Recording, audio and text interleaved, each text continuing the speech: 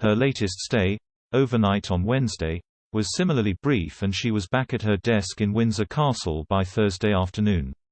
While Buckingham Palace is under no obligation to provide the media with a complete running commentary about Her Majesty's state of health, it did not help that it had denied that she was at all unwell when announcing a day earlier that she had cancelled a planned visit to Northern Ireland.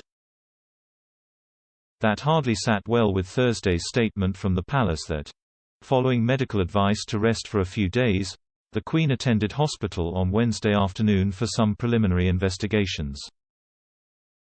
Given that she is 95 and that the loss of her long-serving consort, the Duke of Edinburgh, earlier this year was in itself a profound blow to our national spirits, it is no surprise that the idea of the Queen's health being troublesome should focus our minds.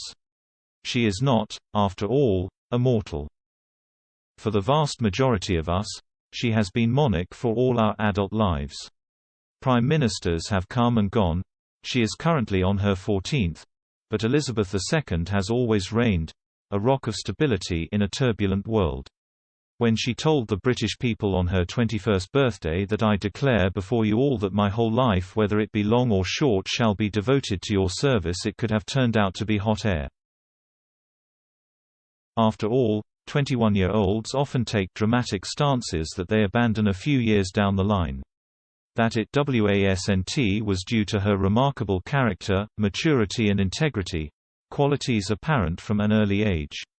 Just 5 years after pledging a lifetime of service, she became Queen, following the untimely death of her father George VI. Ever since then she has always been there.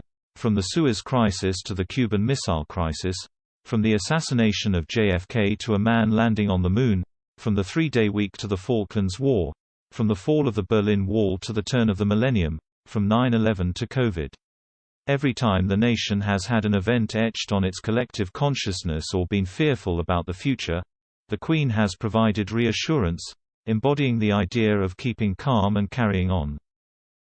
"We will meet again," she told us during that first, traumatic lockdown, even as her Prime Minister lay stricken in a hospital bed. Her Majesty's overall state of health seems remarkable for someone of her age.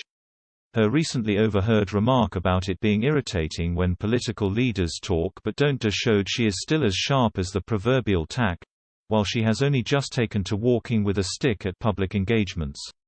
Her somewhat unlikely emergence as an exponent of the Zoom call has also enabled her to carry out many official duties without leaving Windsor. The idea of her one day not being there seems unthinkable, though such a day will come.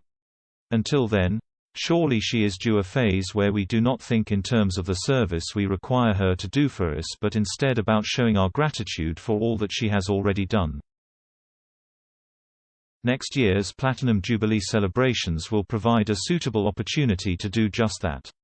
Events are being scheduled right across the country, building towards an extended bank holiday weekend that gets underway on Thursday, June 2. Let us hope that a society which often worships the cult of youth, treating transient pop stars and film stars as gods, turns out in force for a woman of immense substance. A small number of Republicans who grumble about the Queen having lived a life of privilege and luxury are missing the point.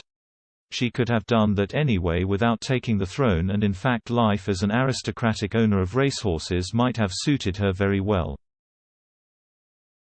But instead, up she stepped at 25, the eldest daughter of a second son whose life was changed by a series of unanticipated events.